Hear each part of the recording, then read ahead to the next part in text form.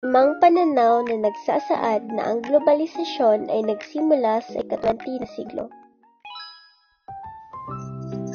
Ngunit, bakit nga ba pinaniniwalaang sa ika-20 siglo nagsimula ang globalisasyon? Umusbong ang globalisasyon sa ika-20 siglo dahil sa mabilis na pag-unlad ng teknolohiya, transportasyon, at komunikasyon na nagpadali sa ugnayan ng mga bansa, lalo na pagkatapos ng ikalawang digmaang pagdaigdig. Pagkatapos kasi ng ikalawang digmaang pagdaigdig, nabuo ang mga pandaigdigang organisasyon tulad ng UN, IMF, o World Trade Organization or WTO. Ang mga organisasyon na ito ay nagpalakas ng kooperasyon sa ekonomiya at politika. Kasabay rin dito, lumaganap din ang mass media at kulturang popular na nagdala sa impluwensya mula sa ibang bansa patungo sa iba, dahilan upang mas konektado at magkaugnay ang buong mundo.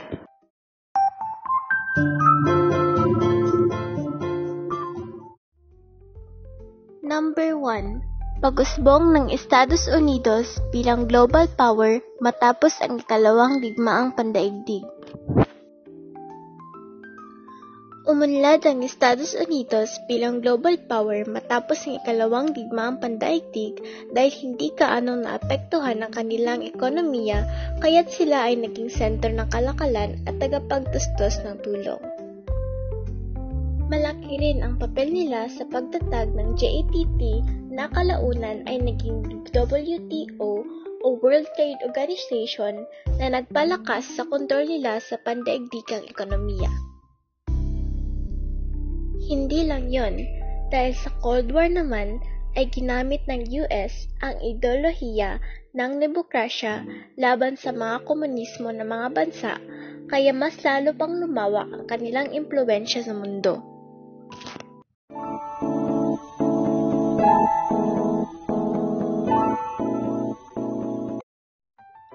Matapos ang digmaan, bumangon ang ekonomiya ng mundo at nagsimula ang mabilis na globalisasyon. Kasabay nito, lumitaw at lumaganap ang mga MNCs at PNCs. Pero, bakit gusto ng mga MNCs at PNCs na magtayo ng negosyo sa ibang bansa? Ang sagot, dahil nakakatipid sila sa mas murang paggawa, mas madaling makakuha ng hilaw na materyales at mas napapalawak nila ang kanilang pamilihan. Ano naman ang naging epekto nila sa globalisasyon? Ang MNCs at PNCs ay naging tulay sa kalakalan at sila rin ay nagdala ng pamumuhunan at nagpalaganap ng teknolohiya at inobasyon. Paano naman sila nakatulong sa ekonomiya ang MNCs at PNCs sa mga bansa? Ang sagot, nakatulong sila sa maraming paraan. Una, nagbigay sila ng maraming trabaho para sa lokal na manggagawa. At ikalawa, nagpasok sila ng kapital o puhunan na nagpalakas sa lokal na ekonomiya.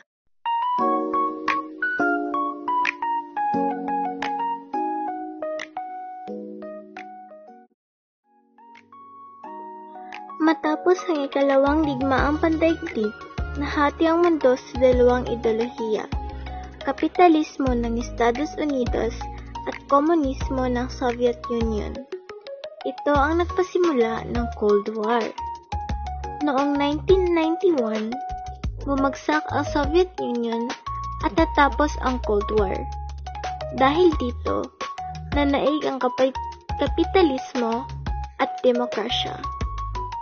Mas bumukas rin ang mga dating komunistang bansa sa kalakalan, pamumuhunan at pandaigdigang ugnayan.